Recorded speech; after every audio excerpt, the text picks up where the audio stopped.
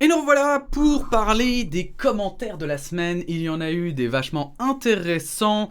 Il y avait notamment aussi sur la dernière vidéo, sur le canular, dont j'ai pas encore parlé, euh, mais qui n'était pas une information que j'estimais vraiment importante dans la semaine, mais pour lequel il y a eu des avis très très intéressants. Et on va revenir un petit peu là-dessus, et on va commencer directement avec Océan Sama, qui parle de vacciner les réfugiés, donc la fameuse vidéo sur la Jordanie. Et là-dessus, il nous dit « C'est intelligent et logique, même si un pays gère parfaitement le virus en interne, ne pas vacciner gratuitement les réfugiés serait se planter une poutre dans le pied. Oui, là, ce n'est plus une épine de laisser rentrer le virus sans rien faire. » Je voulais encore une fois déjà souligner le jeu de mots incroyable, de l'épine dans le pied, mais en plus, de la poutre dans le pied, mais en plus, effectivement, personnellement, je trouve aussi, parce que ici on parle des réfugiés, je sais plus si je l'avais dit dans la vidéo, mais je pense aussi notamment aux sans-abri, qui n'ont pas forcément accès aux soins, et qu'il faudrait aussi vacciner en premier, car ce sont des personnes à risque. Bref, ce sont des réflexions, moi, qui me passionneront toujours. Voilà, c'était très court pour le premier, mais comme ça on commence doucement. Ensuite, sur la vidéo de Jean Castex, Usul, on te voit toujours de loin. Jean Castex invité sur Twitch, par Samuel Etienne, on a Kigrona le chat qui nous dit, alors vous voyez j'ai pris plusieurs commentaires car c'était une discussion finalement intéressante. Pour la partie aveu de défaite, je garderai une phrase de Macron. Ce n'est pas un échec, nous n'avons pas réussi. Ce qui résume bien ce que vous avez dit après Samuel Etienne est un journaliste. Je crois en lui, c'est pas comme par exemple les influenceurs face au porte-parole du gouvernement. Il sait comment ça marche et comment gérer des politiques, mais oui, on va voir. Du coup, effectivement, là, ce qu'on souligne et qui est intéressant, c'est qu'effectivement, le gouvernement français a une manière très propre à lui de mettre en avant ses erreurs et surtout de toujours, par exemple, j'en parlais encore hier, mais il y a un côté très énervant dans les politiques. Et que finalement, François Hollande faisait un petit peu la même chose, mais chez lui, comme c'était, il y avait un recul, je l'ai moins mal pris, puisque du coup, lui, il y a un espèce de recul, même si justement, on pourrait se poser la question, mais est-ce qu'il se fout pas aussi un peu de notre gueule parfois? Mais effectivement, c'est ce truc, non mais vous ne comprenez pas. Voilà, si la population n'accepte pas cette mesure, c'est parce qu'elle la comprend mal, et comme si on n'avait pas trop l'esprit critique, on savait pas trop de quoi on parlait, alors qu'en réalité, bah... on est quand même pas si con que ça, quoi. Et du coup, c'est vrai que Jean Castex, probablement, va essayer de jouer sur ce terrain-là, mais c'est vrai que là où je trouve que c'est très intéressant, c'est que Samuel Etienne est un journaliste aguerri et qu'il saura peut-être justement pouvoir faire le ninja et passer entre les mailles du piège de Jean Castex qui va tenter de se justifier. On a Squall qui du coup a répondu « Je comprends le raisonnement, mais honnêtement, si le fait que ce soit un journaliste suffisait à garantir qu'on ne tombe pas dans la propagande, on n'aurait pas attendu Twitch pour ça, ça ferait longtemps que ce serait le cas à la télé. Or bon, et justement, c'est là où je trouve qu'il y a vraiment un intérêt, en effet, c'est que, bah, ouais, Samuel Etienne, il vient quand même de la télé, et c'est vrai qu'il veut quand même tenter une prouesse que jusque-là, la télévision, malgré ses professionnels, ses journalistes plus aguerris peut-être, même que... j'allais dire Jean Castex, mais non, mais que Samuel Etienne, eh bien, des journalistes parfois plus aguerris ont essayé de contourner ces pièges, et parfois, en plus, ils y sont presque arrivés, mais malgré tout, le gouvernement en tirait toujours profit d'une manière ou d'une autre, et c'est vrai que c'est là où il y a les plus grosses inquiétudes, finalement, de la plupart des gens, c'est qu'effectivement... on est Samuel Etienne qui se fasse piéger et que du coup, ça devienne juste le cirque et que les gens soient déçus, en fait.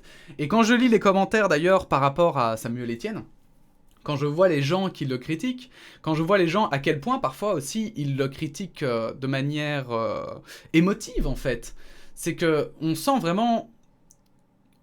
ils ont vraiment l'impression d'être trahis comme ça, comme si justement Samuel Etienne faisait semblant qu'il était différent de la télé et puis que finalement il faisait « Ah mais non, c'était une blague !»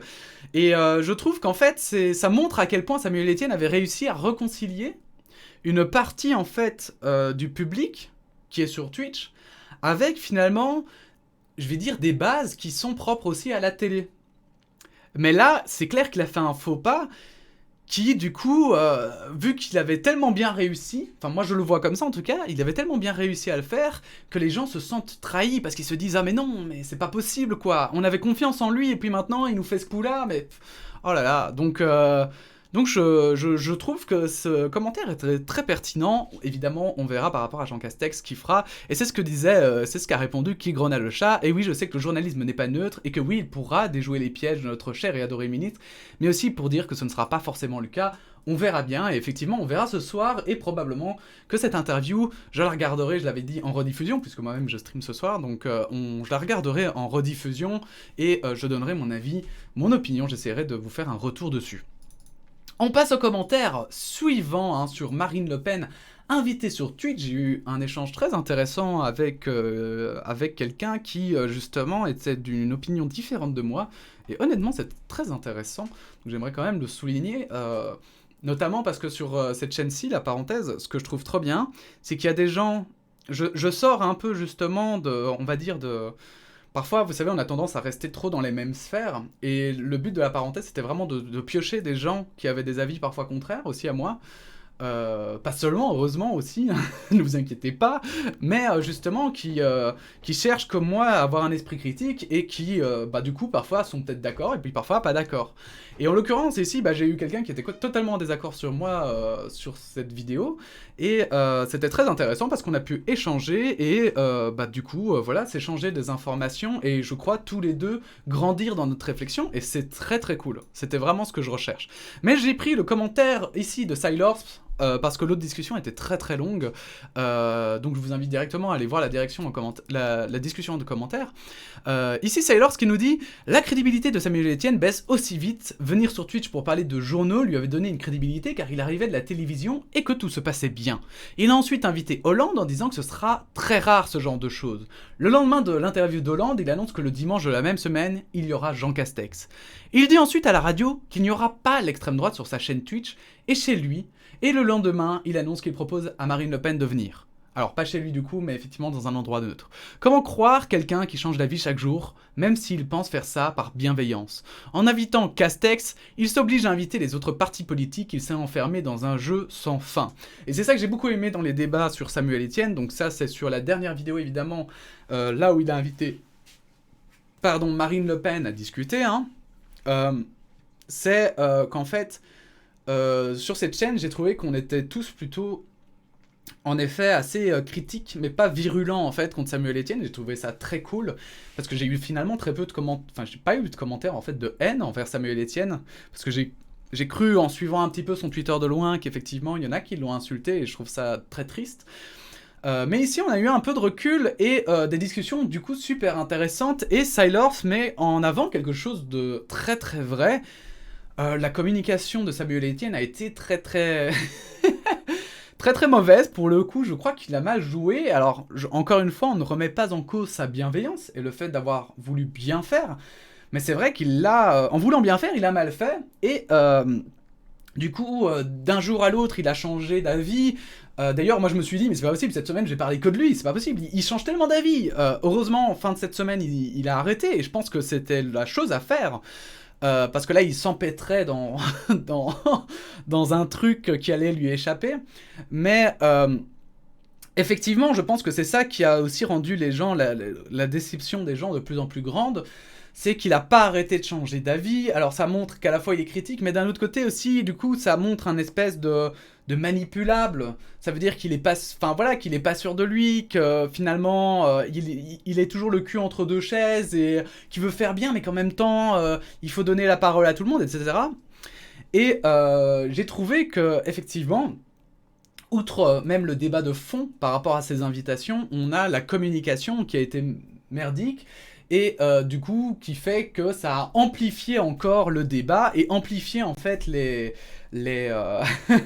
clivages finalement entre les personnes qui trouvent que c'est intéressant et les autres qui sont déçus. Et ceux qui sont déçus, ça a aggravé leur déception, quoi. Donc voilà, je trouvais ça très intéressant de le mettre en avant, parce que je pense que de manière générale, en fait, ça se passe comme ça, même pour les décisions gouvernementales, etc. C'est que ce qui crée aussi un clivage par rapport aux gens, c'est la communication, parce que, bah,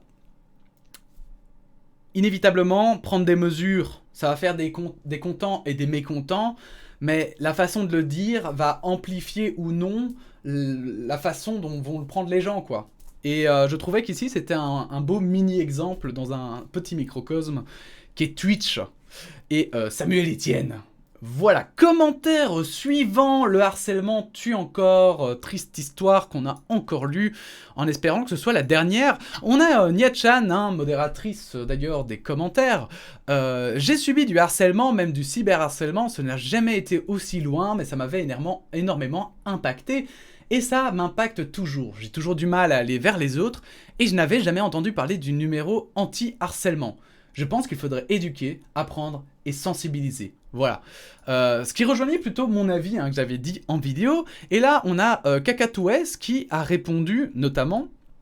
Et je voulais rebondir là-dessus parce que c'était très complexe. Enfin, très complexe, j'ai essayé de répondre en commentaire, mais j'avais l'impression de ne pas être très très clair. C'est déjà le cas avec les campagnes de sensibilisation à la TV, etc. Ça ne suffit pas. Les harceleurs sont pour certains d'énormes pervers qu'il faudrait punir à coups de sanctions sévères. Je parle pas de jours d'exclusion, de discussions collectives pour sensibiliser comme ça existe déjà. Je parle plutôt d'écoles de redressement de quelques jours, semaines, où on te ferait bosser à coups de plonge, ménage et j'en passe. Ou pourquoi pas, des travaux d'intérêt généraux, ils seraient au moins utiles à quelque chose. Si je dis ça, c'est parce que la punition intelligente a fait ses preuves. J'avais aussi lu le témoignage d'un harceleur qui disait ne pas avoir pris conscience du harcèlement qu'il a fait subir à une meuf de son collège ou lycée, je sais plus. En gros, le mec, même à l'âge adulte, n'avait toujours pas compris. Si mes souvenirs sont bons, il est entré à l'armée et là-bas, je crois qu'il avait recommencé, il s'est mangé une méga punition, type bombe dans le froid, tellement hardcore. Il a dit que suite à ça, il avait compris et qu'il regrettait. J'en ai tiré la bête conclusion que seules les punitions fonctionnent. Il n'en est pas mort, hein, simplement il a compris avec une bonne punition la portée de son geste. Les travaux manuels ont toujours été super pour méditer et faire le vide en plus, ça tombe bien, lol. À un moment donné, il faudrait que la société comprenne que discuter ça sert à rien. À partir d'un certain niveau de violence, plus rien ne les arrête. En plus, quand t'es exclu, c'est ultra pépère, tu restes chez toi à glandouiller, la vie est belle. Les victimes souffrent parfois à vie, donc j'estime que la punition doit être à la hauteur du préjudice moral. Finalement, il faudrait se baser sur des peines comme on fait pour des majeurs, comme pour les petits, moyens délinquants. Bref, qu'ils reviennent sur terre et prennent leurs responsabilités. Menace aussi, en cas de récidive, d'avoir un casier judiciaire. T'appliques tout ça, je te jure, dans 10 ans, il y a quasi plus de harcèlement. Parce que moi, j'en ai connu des gens comme ça, dont un en particulier, il te pousserait au suicide. Tu ignores, insultes, peu importe, ça ne cesse jamais. Et en fait, je trouve que globalement, en fait, c'est hyper intéressant. Ce commentaire est hyper intéressant, il soulève plein de points vraiment de réflexion. Et en fait, c'est pour ça que je suis à moitié, je dirais, d'accord, à moitié d'accord, parce qu'il y a plein de choses sur lesquelles je suis en mode oui, oui, oui, et d'autres où je suis en mode ouais, là, je suis un peu plus mitigé. Quand on parle de punition intelligente, mais totalement d'accord avec ça.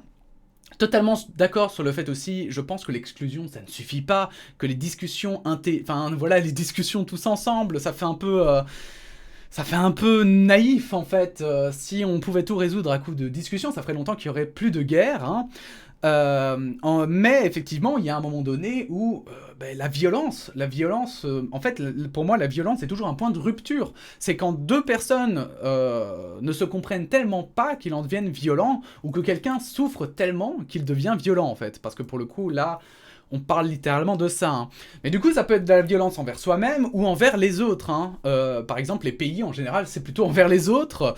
Parce que c'est pas non plus c'est pas une personne lambda, mais c'est là où je le dis depuis que je parle de harcèlement, hein, mais c'est là où on parle de suicide ou carrément de personnes qui pètent un câble et qui vont carrément te tuer, quoi.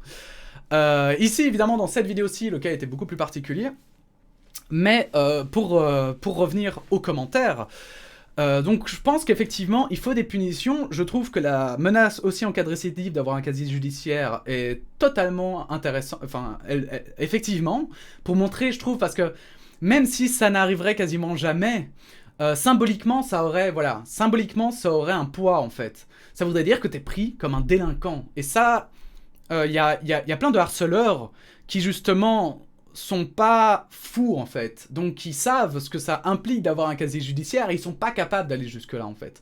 Donc je trouve que c'est effectivement des choses intéressantes.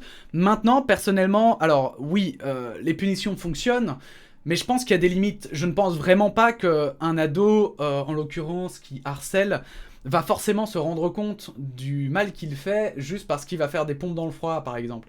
Je pense que malheureusement ça marche, enfin malheureusement et heureusement, ça marche peut-être pour un adulte qui a du recul sur ce qu'il peut faire, et du recul, et qui peut avoir ce fameux recul, mais un adolescent, souvent, les adolescents qui harcèlent souffrent eux-mêmes, en fait, de problèmes. Et c'est pour ça que, pour moi, je trouve qu'un adolescent, par exemple, qui harcèle, il devrait obligatoirement, en fait, aller voir un psychologue ou un psychiatre pour trouver quel est le problème chez lui, pour qu'il se mette à faire du mal aux autres, en fait. Parce que quand on regarde tous les harceleurs, à chaque fois, ils ont soit une situation familiale compliquée, soit un tellement grand manque de confiance en eux que la seule solution qu'ils voient, c'est de descendre les autres, comme ça, eux paraissent les plus forts. Il y en a qui veulent... voilà, il y en a qui ont des vrais problèmes psychologiques, et du coup, il faut... Plus vite on les trouve, ces problèmes psychologiques, et plus vite, d'ailleurs, ils pourront vivre correctement, parce que, voilà, moi je parle pas de fou, hein, je parle pas de folie, mais par exemple, j'invente, mais... Enfin, il y en a qui ont des soucis psychologiques, mais légers, qui sont légèrement plus sadiques que la moyenne, par exemple, ou qui sont légèrement plus... voilà, parce que Cacatouès en parlait, mais effectivement... il y en a qui ont effectivement on va dire, sont un peu plus instables qu'un autre, mais comme tous, on est différents, quoi. Et plus vite il le trouvera, plus vite ce harceleur s'en rendra compte, et plus vite il pourra y faire attention et mieux vivre, en fait. Parce que je pense que vraiment, les harceleurs sont heureux tant qu'ils sont dans l'insouciance. Parce qu'ils sont persuadés, pour la plupart, je généralise évidemment, il y a des cas particuliers, il y en a qui sont vraiment tarés, il y en a qui sont, voilà, qui veulent juste, voilà, qui sont tellement flingués dans leur vie qu'ils veulent juste faire du mal pour faire du mal. Mais de manière générale, c'est surtout des jeunes qui sont eux-mêmes mal, ou qui eux-mêmes ont une mauvaise perception de la vie, etc. Et pour moi, ça, c'est vraiment primordial. Mais effectivement, il faut que les punitions aillent dans ce sens, et des travaux d'intérêt général, des travaux d'intérêt généraux, je sais pas comment trop on le dit. Je trouve ça vraiment, c'est une réflexion qui serait intéressante, mais il faudrait que ça aille en plus avec quelque chose qui les construit. Parce que le travail d'intérêt général, c'est cool, mais si c'est juste travailler, bah, le jeune, il apprend rien, quoi. C'est vrai qu'il faudrait, à côté de ça, effectivement, les confronter par rapport à ce qu'ils ont fait, et qu'ils évoluent et qu'ils avancent, en fait. Et pourquoi pas leur donner, justement, par ces travaux d'intérêt généraux, des perspectives d'avenir. Bref, la réflexion est vraiment large, et en tout cas, il y a plein de solutions. Et c'est pour ça, parce que quand on parle justement de... on dit que justement... c'est Cacatouès qui dit à un moment donné... il faudrait que la société comprenne que discuter, ça sert à rien. Je suis d'accord avec cette personne, donc je vais dire avec elle. Effectivement, dans la société, on a parfois trop tendance à croire que juste avec des discussions, on va y arriver.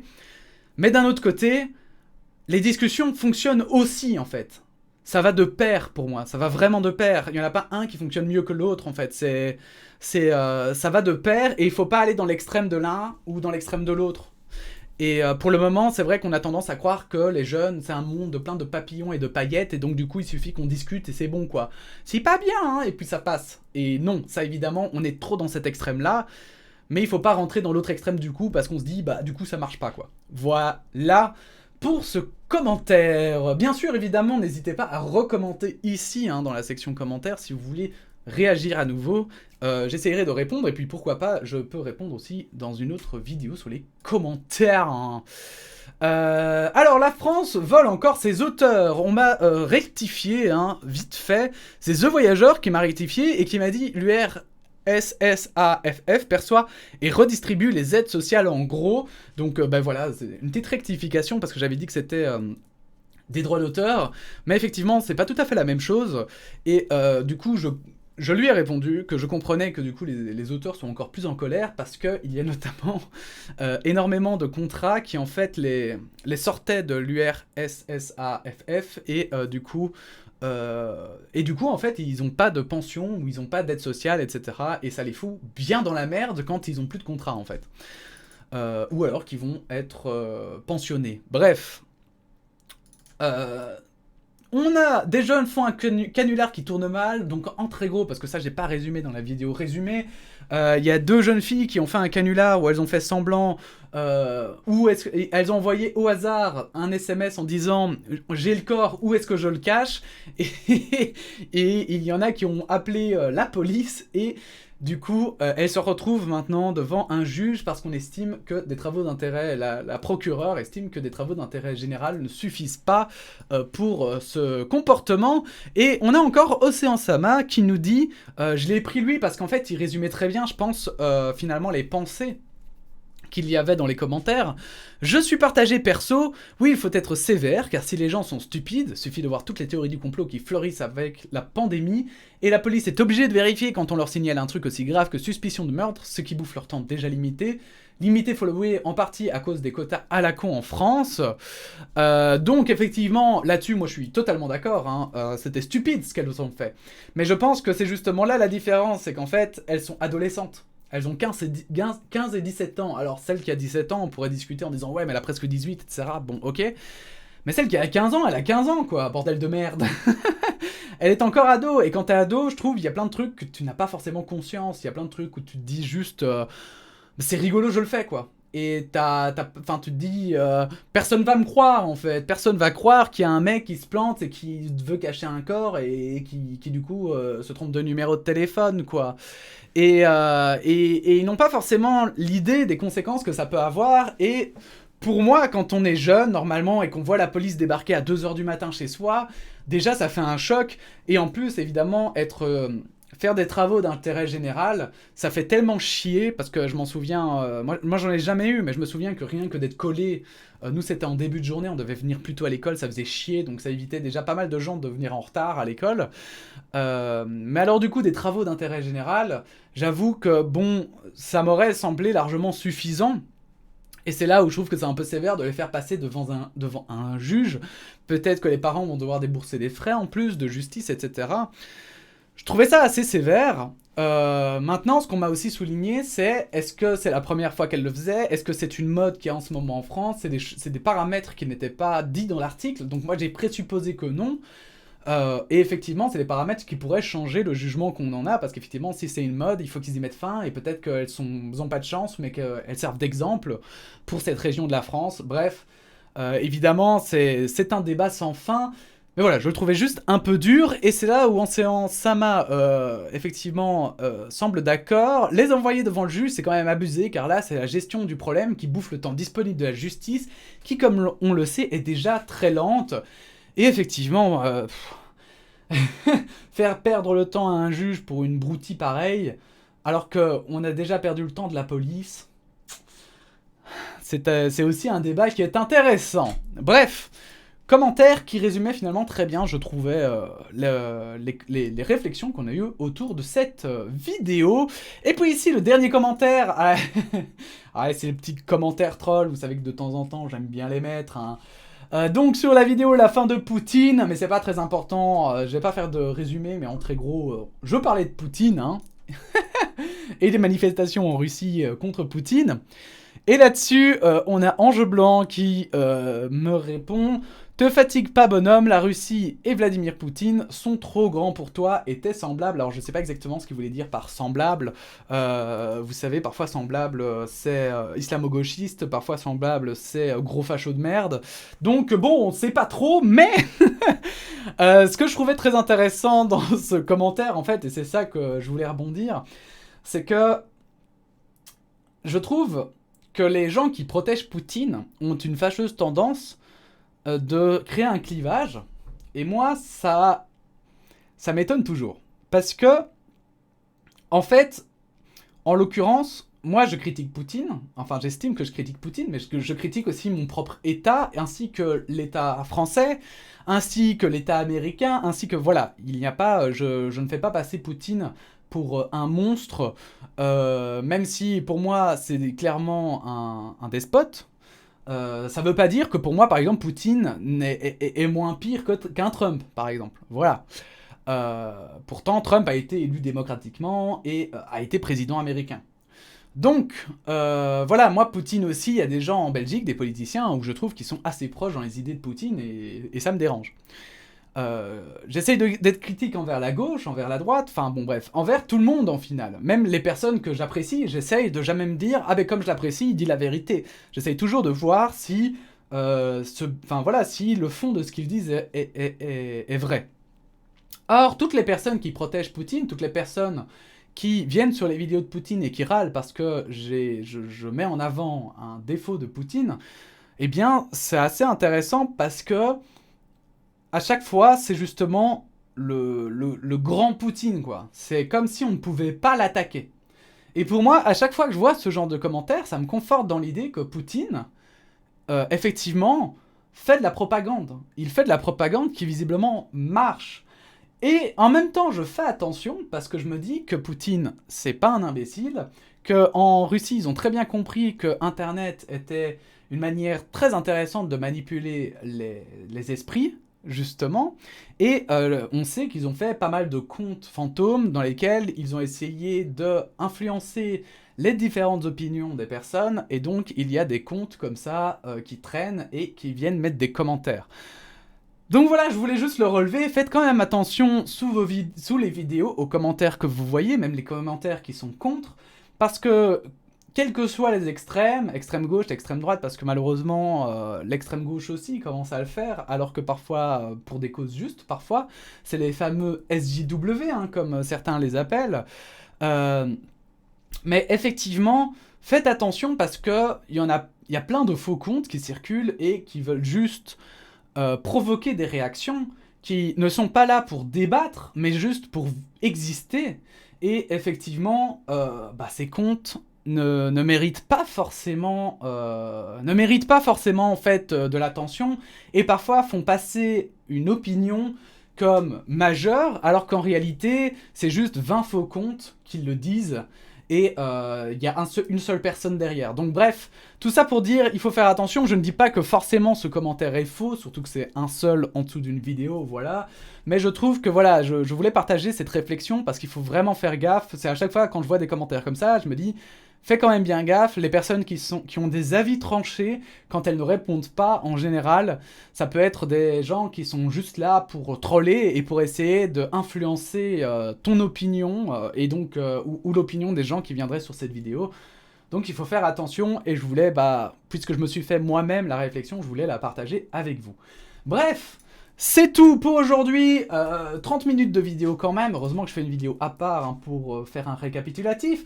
J'espère qu'elle vous a plu, n'hésitez pas à la liker ou à la disliker, à la partager autour de vous, à vous abonner, à laisser un commentaire, et puis on se dit à très bientôt hein, pour de nouvelles actus. Voilà, merci à tous, à bientôt, et puis la bise.